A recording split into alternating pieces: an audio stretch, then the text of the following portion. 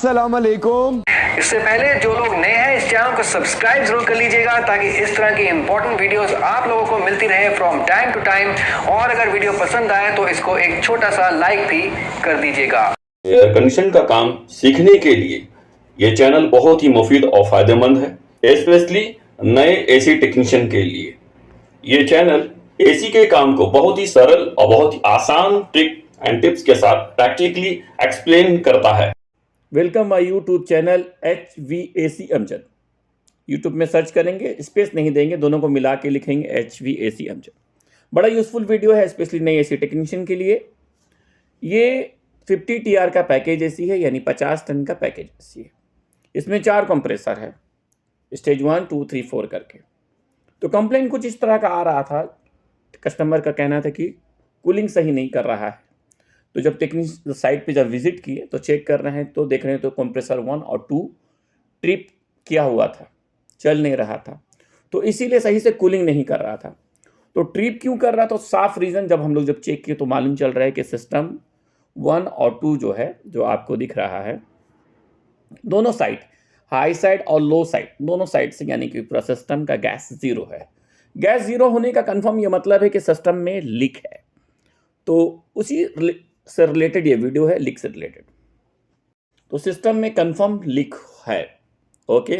और बाद में याद रखो कि जब लीक की बात होता है तो लीक 2 तरह का होता है। एक थ्रेडिंग में होता है जिसको आप इजीली टाइट कर सकते हैं, और एक ब्रिजिंग जॉइंट्स में होता है कि कहीं से आपका ब्रिजिंग से क्रैक कर गया है, तो वहाँ से। तो 2 तरह का आप इस प्रॉब्लम को सॉल्व कर सकते हैं। अगर पाइप में है, पाइप कहीं क्रैक कर गया है या ब्रिजिंग सही नहीं हुआ है, वहाँ से लीक कर रहा है, तो ये एक हो गया। और दूसरा है कहीं थ्रेड से, जहाँ पर जो आपका नट सिस्टम है और वो प्रॉपर टाइट नहीं है, फुली टाइट नहीं है, तो 2 तरह से इस तरह का लीक होता है। तो ये साइड में जो प्रॉब्लम मिला है वो थ्रेडिंग से मिला है, यानी कि ब्रिजिंग की कोई ज़रूरत नहीं है। तो अगर फिर आपका टाइम भी बच जाएगा और इजीली आप इसको हो जाएगा, तो ब्रिजिंग की ज़रूरत नहीं है। तो थ्रेड से लूज़ था, तो आपको वीडियो में दिखाएंगे। दूसरा ये कि जब भी लीक, मैंने कई बार बात कहा है कि अगर सिस्टम में गैस कम हो या ज़ीरो हो, दोनों पे, सिस्टम में गैस कम हो या ज़ीरो हो, सबसे पहले लीक वहाँ ढूंढना है जहाँ पर आपको ऑयल के निशान मिल रहे हैं, ऑयल ट्रेस, जहाँ पर ऑयल के दाग है, जहाँ तेल के दाग हैं, वो एकदम कंफर्म वो आपको इंडिकेट कर देता है, वो बता देता है। और ख़ासकर अगर हाई साइड में है तो और इजी होता है। अगर इतना, तो वो आपको कहीं ना कहीं वहाँ पर ऑयल गिरा होगा, ऑयल के दाग होंगे, तो उस जगहों पे चेक करना, एक।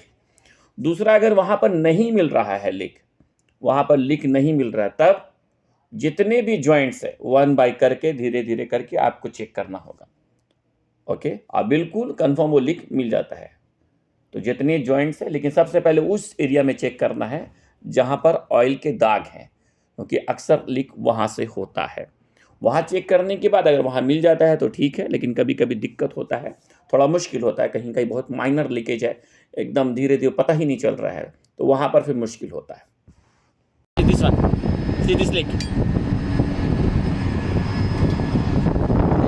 See, okay?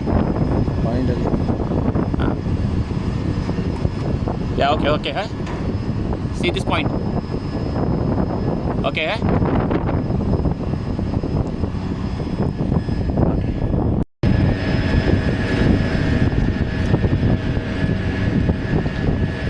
क्लियर है? ओके। तो इसको आप सबसे पहले, अगर सिस्टम जब ज़ीरो है तो क्या करना है, उसमें आपको नाइट्रोजन का इस्तेमाल करना है। और नाइट्रोजन प्रेशर जब आप डालेंगे, और डालने के बाद फिर आप जब चेक करेंगे तो जितने भी मैंने कहा जॉइंट्स है, तो यहाँ पर ऑयल ट्रेस वहाँ पर था कुछ जगहों पे, तो वहाँ पर चेक किया, देख कितना माइनर लीकेज है। तो ये 2-3 जगह से लीक था, इसी और फ्लेक्सिबल से ही था। एक बार हाँ, यहाँ पर जैसे डिस्चार्ज पाइप के पास, यहाँ जो आपका एक्सेस वाल लगा, वहाँ से लीक था। दूसरे साइड, दूसरी जगह पे जहाँ जो प्रेशर गेज है, वहाँ पर जो आपका ये फ्लेक्सिबल जो होस लगा हुआ, वो वहाँ से लूज़ था, तो फुली टाइट नहीं हुआ है किसी भी की वजह से। बाद में लीक को रिपेयर करने के बाद, जब आप चाहे वो ब्रिजिंग में हो तो आपको उसको वेल्डिंग करना पड़ेगा, और अगर थ्रेड में है तो इजीली आप उसको टाइट कर देंगे। तो उसको टाइट कर दिया गया है, और टाइट करने के बाद फिर उसको आप दोबारा लीक चेक कर लीजिए, लीक वगैरह नहीं हो। और लीक को उसके बाद सॉल्व करने के बाद फिर आप जो प्रेशर जो आप डाले हैं, नाइट्रोजन प्रेशर सिस्टम को लीक चेक करने के लिए, वो बिल्कुल याद से, ध्यान से पूरा ज़ीरो होना चाहिए। स्पेशली उस सिस्टम में जिसमें सोलोनाइड वाल्व होता है। हाँ, कुछ सिस्टम में, छोटे सिस्टम में सोलोनाइड वाल्व नहीं होता है तो क्या पूरा सिस्टम ये रहता है, लेकिन जिस सिस्टम में सोलोनाइड वाल्व है उसमें थोड़ा सा केयरफुल, थोड़ा ध्यान रखना चाहिए और पूरा नाइट्रोजन प्रेशर को बाहर होना चाहिए। डाल के लेग फाइंड आउट हो गया है, लीक को रेक्टिफाई कर दिए हैं। अब उसके बाद जो प्रेशर जो हम लोग लीक चेक करने के लिए डाले थे उसको प्रेशर को रिलीज़ कर दिए हैं। अब उसके बाद हम लोग वैक्यूम का इस्तेमाल कर रहे हैं। तो गेज में यहाँ पर देखें, ये आपका लो साइड और ये हाई साइड है। ये आपका रेड वाला ये हाई साइड है, इसको आप डिस्चार्ज में लगाएंगे और लो साइड वाले को आपको सेक्शन में लगाएंगे। ठीक है, सेक्शन में लगा देंगे। ओके, और गेज का जो मिडिल वाला है वो आपका वैक्यूम पंप में चल जाएगा।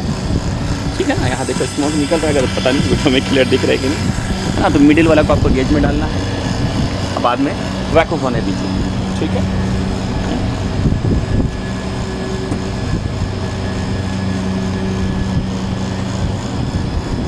टोटल इसका जो गैस पे जाएंगे, जिसका जो एक कंप्रेसर है, इसको लगभग इसका जो एक कंप्रेसर है वो आपका 17 किलो का, 17 से 18 किलो का सिस्टम।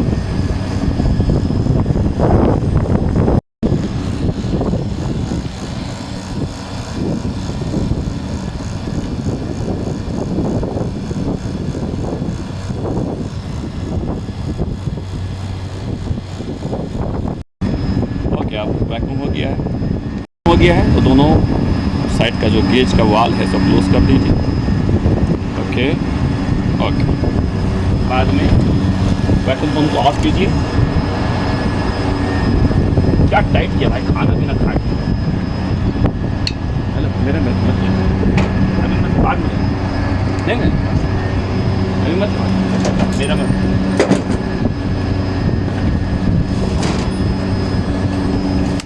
ओके, बाद में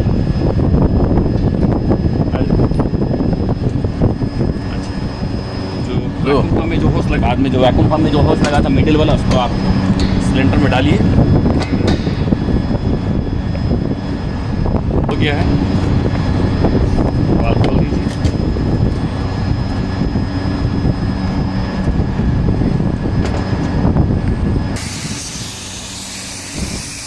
ओके, बाद में बीच वाले से पर्च कर लीजिए। पर्च करने के बाद हाई साइड का खोल दीजिए।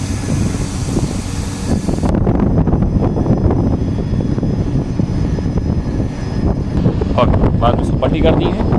देखो पूरा इधर इस साइड से देखो पूरा आइस आ रहा है और हाई आपका हाई साइड से गैस जा रहा है। ठीक है, ओके, ये आपका हाई साइड देखो जा रहा है, ये आपका लो साइड में इसलिए आपको गैस नहीं दिखा रहा क्योंकि सोलोनाइड वाल्व है बीच में, है ना। सोलोनाइड वाल्व है इसलिए आपका लो साइड में नहीं दिखा रहा, क्योंकि जब तक उसको डिमांड नहीं मिलेगा तो सोलोनाइड वाल्व ओपन नहीं होगा। ठीक है, तो गैस जाने दो।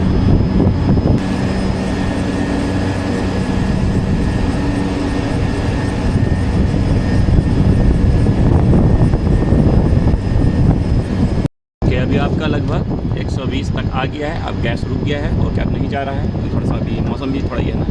ओके, लो साइड से अभी हम लोग वाल खोल देते हैं। ठीक है, लो साइड का वाल खोलो।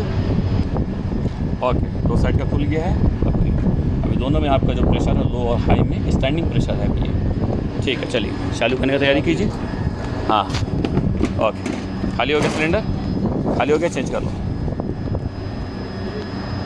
हाँ, ओके, सिलेंडर खाली भी हो गया। ठीक है, हाँ सर जी, ये 1A बंद करके 1A चालू कीजिए। ओके, ये आपका कंप्रेसर 3A और 3 और 4।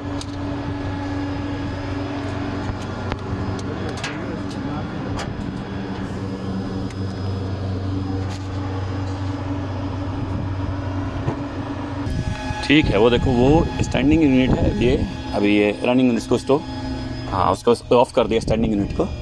एक ड्यूटी है, एक स्टैंडिंग है। ओके, तो अब इसको ड्यूटी किया है, पहले वो ड्यूटी था।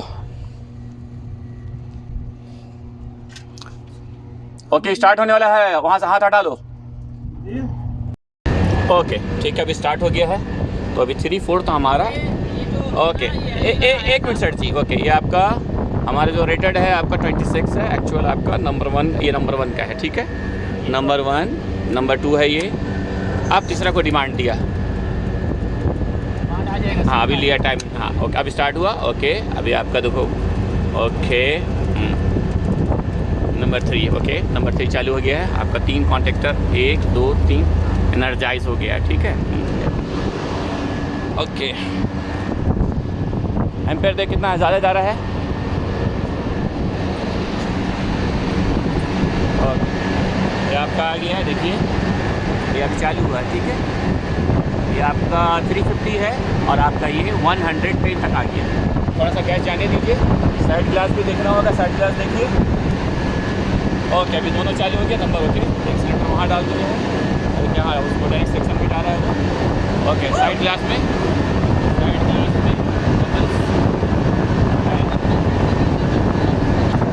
ओके चलो जाने दो ये। ओके ये क्लाइमेट के हिसाब से अभी ये क्लाइमेट का अभी 105 तक है, लगभग 110 तक जाएगा इस क्लाइमेट के हिसाब से। और डिस्चार्ज लगभग आपका 340 तक जाना चाहिए इस क्लाइमेट के हिसाब से। ओके 115 तक ठीक है, 10-15 और आपका ये 300-340 के बीच में जाएगा। ओके गैस आ गया, बस थोड़ा बहुत चाहिए इसको और 2-4 किलो। ओके